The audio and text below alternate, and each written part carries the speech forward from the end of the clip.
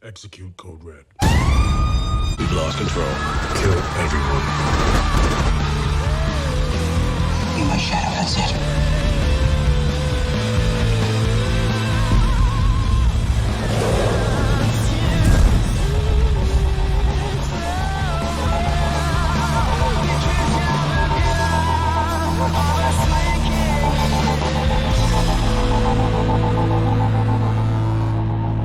28 Weeks Later came out in the year 2007 and was directed by Juan Carlos Fresnadillo. This film was, of course, a sequel follow-up to the box office smash hit 28 Days Later, which was made for $8 million and yet brought in over $84 million.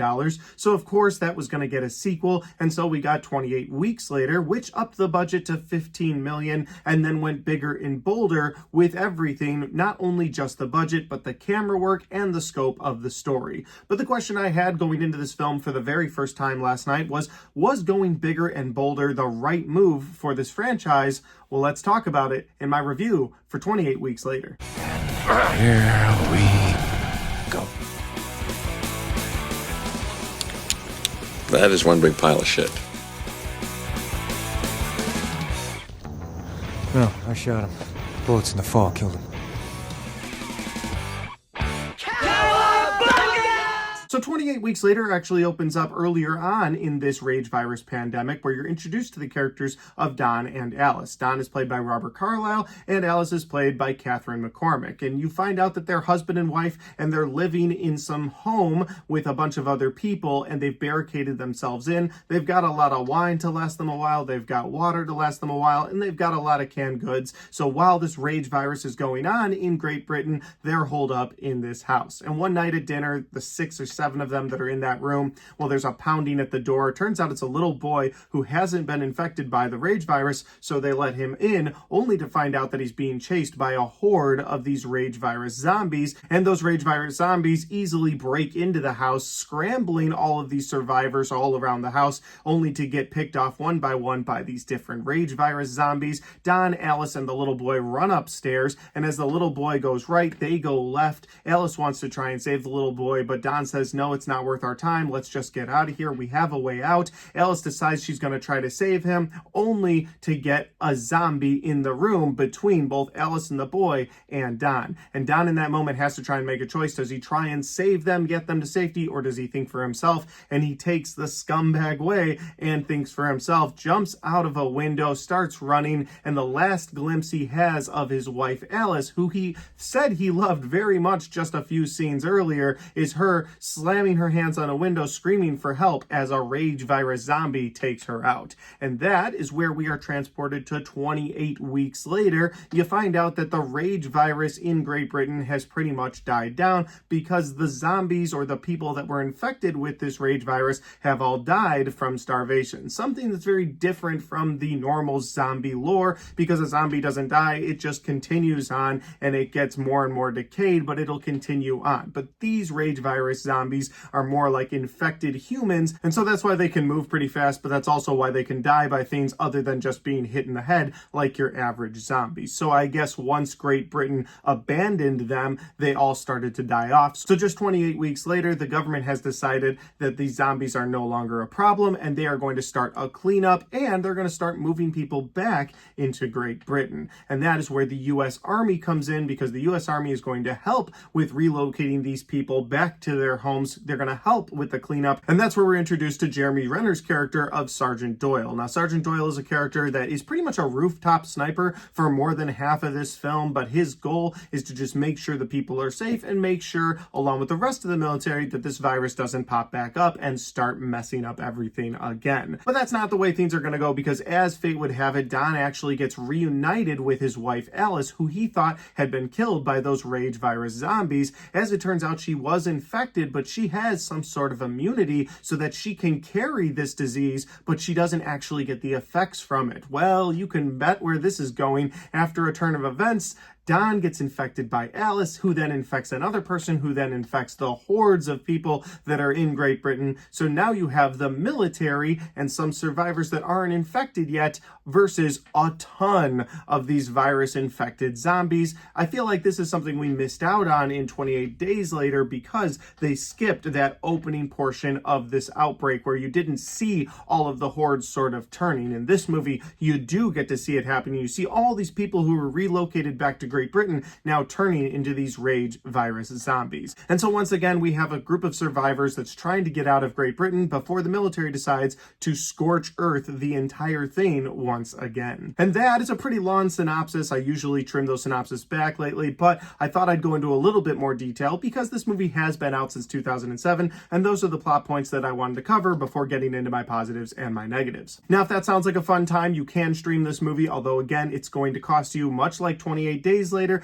this isn't streaming anywhere for free, so you will have to pay for this film. I own it on Blu-ray, but again, it's a hard Blu-ray to find since they discontinued it. I'm sure once the 4K comes out, the Blu-rays will be everywhere, but if you want to check out 28 Weeks Later, you're going to have to pay in one way or another. Now, I am going to get into my positives and my negatives for 28 Weeks Later, but before I do that, if this is the first time you found my channel, well, would love for you guys to hit that subscribe button, check out all the different content on my channel, whether you like movie reviews, Blu-ray talk, or even ranked list videos. I've got a little bit of everything on my channel, and I'd love for you guys to check it out. All right, let's get into my positives and my negatives for 28 Weeks Later. My first positive for this movie is going to be the camera work this time around. It is so much better, so much cleaner. I appreciated that, especially because in my first review for 28 Days Later, that was one of my negatives. I didn't like the grainy look of the camera work, and I know it was because of a lower budget. Some people like that. They like the grittiness of that camera work. I'm not one of those people, so that was a negative for me. But this time around, the camera work is so well done, and there's some very gorgeous visuals. There's a firebombing scene, which you wouldn't think would be a gorgeous visual because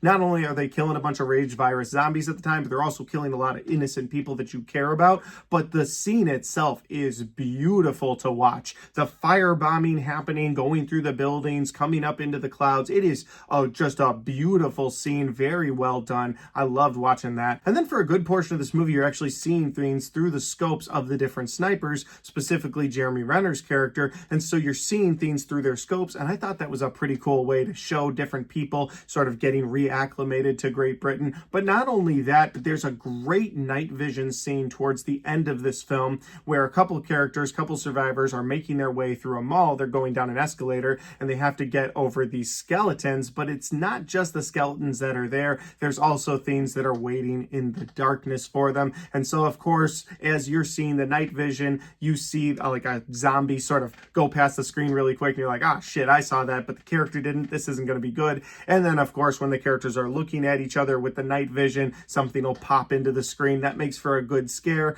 but it also does a good job with the visuals all around. So again, I wanted to make that my first positive out the gate because I think the visuals were done so much damn better this time around than the first film. My next positive for this movie is going to be the acting from a few of the characters in this film. First of all, we get a surprise from Idris Elba. Well, maybe it wasn't a surprise back then, but it was a surprise for me now. It was cool seeing him in this film. He plays the commander in charge of this military operation of relocating people back into Great Britain, and he has to give that code red about the halfway point of this film where he says, hey, this virus has gotten way out of hand, and at this point, code red, firebomb everything, get rid of everyone, whether they're a rage virus zombie or not. He has to give that, and you can feel that emotion coming out of him that he doesn't want to do that, and he watches as all these innocent people die. He gives a great performance. Jeremy Renner's character of Sergeant Doyle is the next character to talk about. He does a great job bringing in a little bit of humor to this franchise, something that was severely missing from the first film. Like, that was very dark and bleak throughout.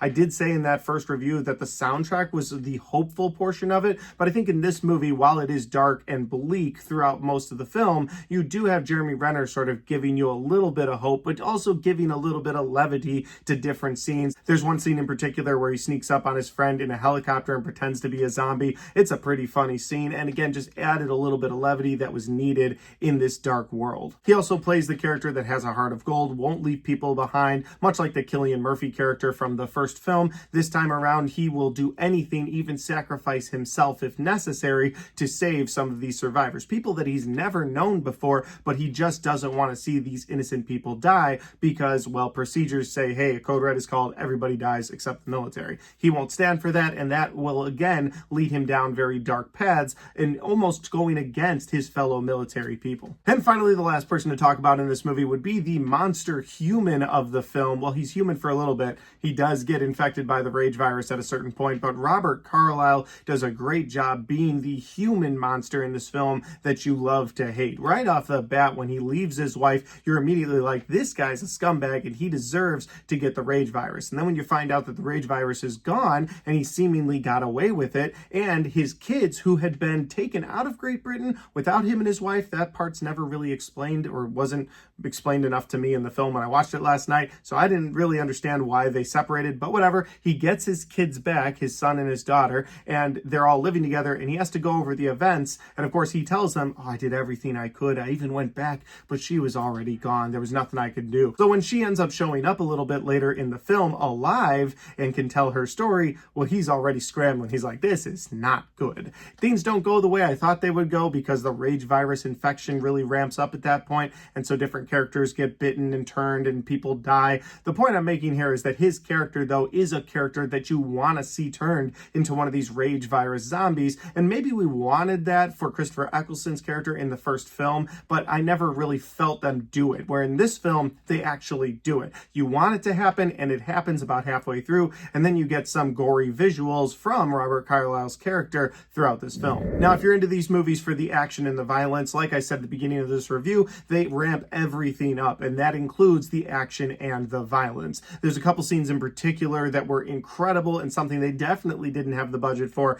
the first time around. One of them is a fish in the barrel type scene when you have all of these humans, whether they're rage virus infected or not, who are running down the street, and at first the military is told, hey, only take out the rage virus infected people, and so they start sniping them. That's a pretty fun scene, but eventually Idris Elba's character has to give the code red, where that means everybody has to die, and so the military just starts basically fish in a barrel all of these people who are running down the street, and you get headshot after headshot after headshot. So there's a lot of action, a lot of violence ramped up in this film, and there's a scene with a helicopter that is incredible. Basically what happens in the scene is that there's a helicopter pilot that's coming to pick up Sergeant Doyle and a couple of the other survivors, and as he comes low, there's a bunch of these rage virus zombies coming, and so he tilts the helicopter blades forward and goes into them and just slices and dices all of these rage virus zombies, and it is such a cool scene. If you're in it for the gore, you're going to get it in spades in that scene. If you're in it for the violence, again, they really ramp that up throughout this film. That'll lead over to my negatives, and my first negative for this movie is something that's out of character for these rage virus infected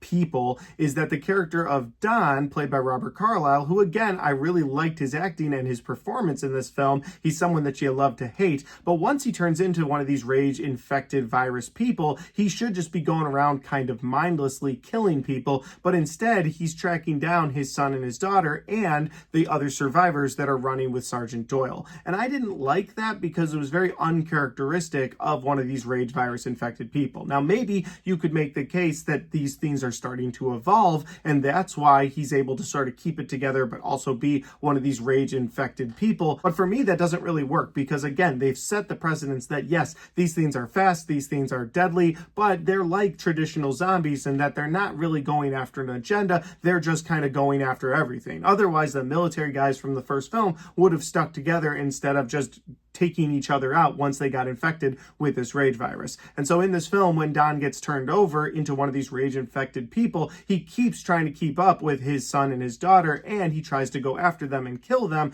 It's like he has an agenda, which is just way out of character for these infected people. Now, again, if the goal of this was to show that there's a bit of an evolving thing happening here and they'll start to understand things, maybe 28 years later we'll explain a little bit of that away. But for now, this negative is going to stick because that's so uncharacteristic of one of these rage virus infected zombies. And that'll lead to my other negative, and my other negative for this movie is that while the film tries to go bigger and bolder in just about every way, especially the camera work, the action scenes, and the scope of the story, I think making the scope of the story so much bigger makes it lose some of its charm from the first film, or some of its hopefulness, some of its heart. And what I mean by that is that in the first movie, you had the character of Jim, played by Cillian Murphy, who was this guy who wasn't going to let the people around him just die or get killed by the zombies or the military. He was going to give it everything he had. And that movie does that again with Jeremy Renner's character this time around, but I didn't feel that same connection to him that I felt with Cillian Murphy. I think I felt a little bit worse for Cillian Murphy because he was just sort of thrust into this world. He lived in Great Britain. It wasn't his fault he was there, whereas Jeremy Renner and the rest of the military,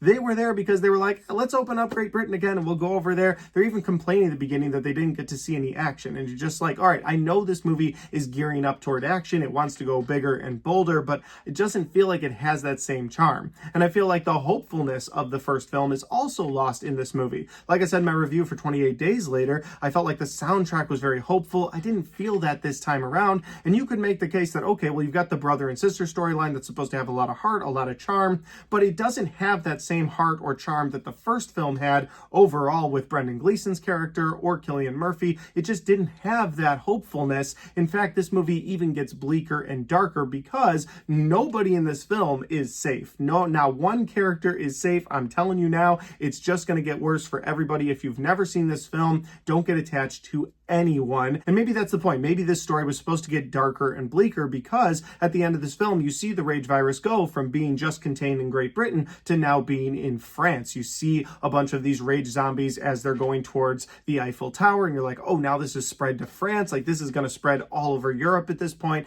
and that's when the film cuts. So maybe it was supposed to be dark and bleak. Maybe it was supposed to leave some of that heart and charm behind, and they just wanted to go bigger and bolder. But for me, it's a negative because I did appreciate that out of the first film way more than what we got out of this film in that regard. And that's not to say I didn't like the scope of this film going bigger. I didn't like the action scenes because, like I said, those were all just in my positives. But I do feel like it lost a little bit of that charm from the first movie or even hopefulness from the first movie. And even if that's by design, it's a negative for me. Overall, would I recommend this movie to people? Absolutely, if you're a big fan of the zombie genre, because they really go bigger and bolder in that regard with the action, with the gore, with the zombies going crazy, maybe even one of the zombies having an agenda throughout this film. So if you're a big fan of the zombie genre, then absolutely I would recommend checking this out. And if you plan on checking out 28 Years Later, then I would definitely recommend checking out both 28 Days and 28 Weeks to just get up to speed with 28 Years Later. But guys, those are just my opinions because that's my review for 28 Weeks Later. Have you guys had a chance to see this film yet? If you have, let me know in the comment section down below where we agree or disagree. I would love to know all your thoughts on this film and if you're planning to see 28 Years Later in just a couple of days. And finally, guys, if you like this video, don't forget to hit the like button because it helps the video, it helps the channel, and it helps me right here. Thanks for watching, and I'll see you next time.